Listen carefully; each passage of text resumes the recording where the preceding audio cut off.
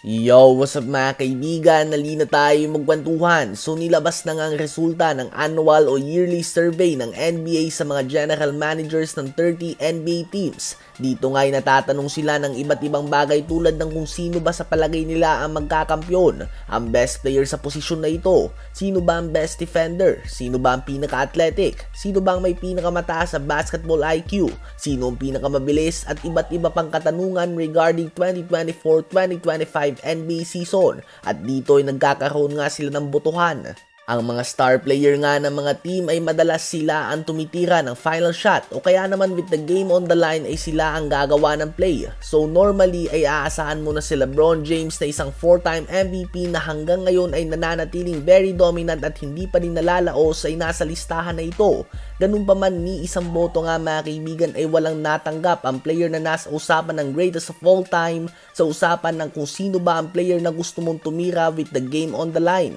Bagkus ang reigning clutch player of the year Stephen Curry ang nakatanggap ng pinakamadaming boto. 40% ng mga GM ay si Curry nga ang binoto bilang player na gusto nilang tumira ng final shot. Pumangalawa naman si Kevin Durant with 23%. Pangatlo si Luka Doncic with 10% at tabla sa 7% si Nikola Jokic at Damian Lillard. Nakatanggap din nga ng mga boto ang tulad nila DeMar DeRozan, Shai Gilgeous-Alexander, Kyrie Irving at Jamal Murray.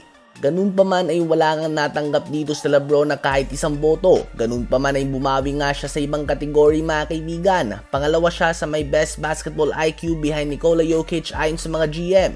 Nakatanggap nga sa LeBron ng 30% of the votes at 53% naman kay Joker. Pangalawa din siya kay Giannis sa most versatile player with 20% of the total votes. Tabla naman sila ni Jalen Bronson sa pangalawa sa best leader behind Stephen Curry. May 33% si Curry at 23% naman kay LeBron James at Jalen Bronson. At lahat naman si LeBron, Luka Doncic at Kevin Durant ay nakatanggap ng 17% of the total votes para sa second place sa best small forward sa likod ni Jason Tatum na nakakuha ng 47 ng total votes. Habang si Stephen Curry nga ay tila ba paborito ito ng mga GM.